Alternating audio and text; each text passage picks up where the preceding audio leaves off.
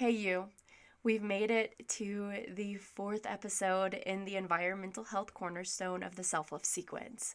That means that we've talked about quite a few things already, and this cornerstone it's a little bit smaller than the other ones just because it's an area that I'm not as familiar with and I'm learning and growing along with you. So you're not alone here. So, today we're going to be talking about keeping a tidy home. So, as far as feeling well in your environment, having a clear space can give you mental clarity. At least that's how it is for me. If my bedroom is a mess and I'm trying to focus, I really can't focus that well, especially if it's an area that I'm working in. If I'm working in my at my desk, for instance, I just feel so cluttered and like I can't focus if the area isn't clean. I also feel a little weird if I go to bed leaving a messy kitchen, but another story for another time. This is the self love sequence, and we start small. We take small steps and turn that into big changes over time. So let's get started.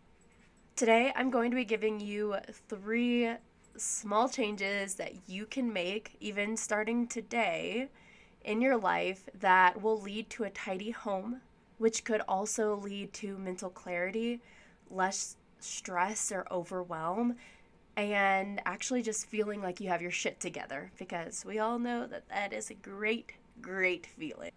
One, start small. Let's say that your whole house could use some tidying and organizing. I get it. My house gets that way too, and it doesn't feel the best.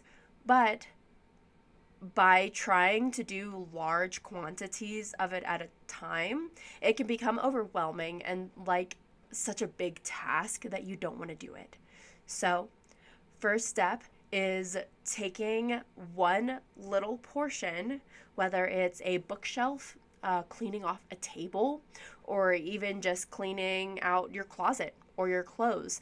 Be very specific and pick one thing that you want to work on and then decide for how long. I would suggest starting at 10 minutes, maybe 30. If you're really feeling up for it, maybe doing an hour and just working on that one small space for that amount of time. And once you start working on that small space and seeing that it's getting cleaned up and you have it all organized and clear, then you move on to the next space. Instead of just trying to do it all at once, take it into little tiny steps, and it doesn't have to be clean all at once either. It's okay if you make this task of organizing your entire home. Maybe it'll last a month. Maybe it'll last a couple months. Who knows? Take your time with it. There's no pressure. There's no one that's telling you that you need to have it done right this second. So, take your time. Take your time. Two, once your house is tidy or it's beginning to start looking a little more tidy, get in the habit of spending at least 10 minutes every afternoon cleaning up the areas that you use. So, whether that's putting away dishes after dinner, or wiping the counters, or cleaning up your bathroom a little, or even tidying your room a little before you go to bed, whatever it is, take 10 minutes to just go through your house and clean whatever you can, especially if it's the stuff that you used during that day. If you get in the habit of spending a couple minutes every afternoon cleaning your home, your house will magically, which it won't be magic, even though it feels like magic, it'll just start to look nice every morning when you wake up. You will have put forth effort into keeping a tidy home by adding it into your daily routine. Number 3, put things back where you got them.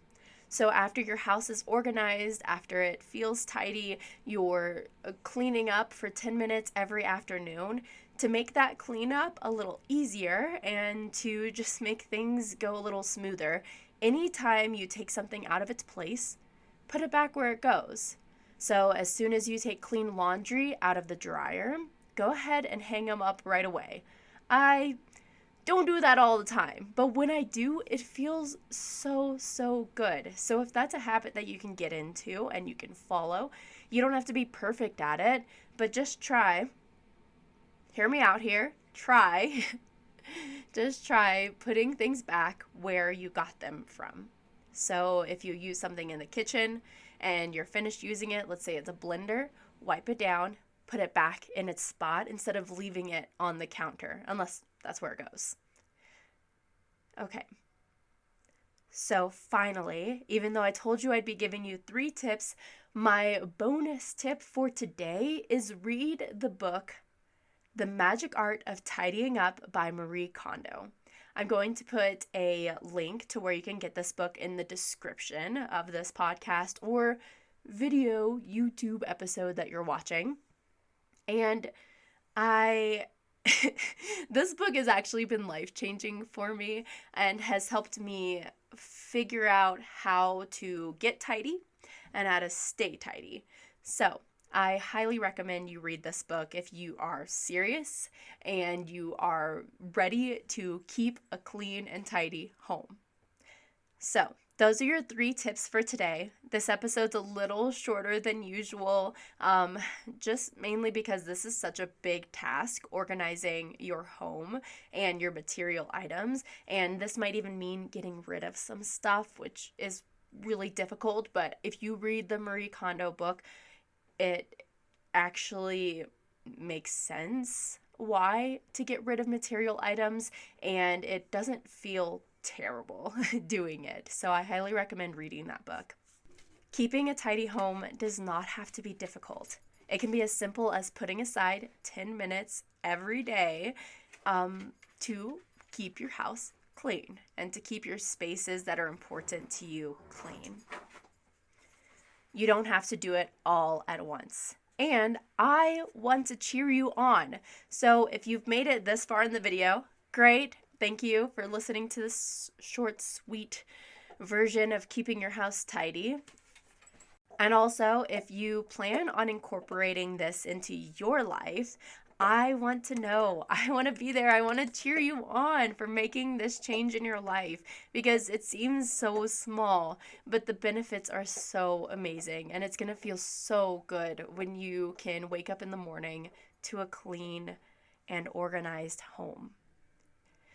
The way that you can share with me that you've done this so I can cheer you on and get to know who you are is by taking a before and after picture whenever you do start cleaning up your home and sending it to me. You can send it to my email, sonsandself@gmail.com. I'll also drop this in the description. Or you can send me a direct message on Instagram and just let me know that you've been tidying up and making a change in your life. And my Instagram handle is @sonsandself. As always, if you have any questions, feel free to reach out to me. And remember that whenever you're making a change, it starts with small steps.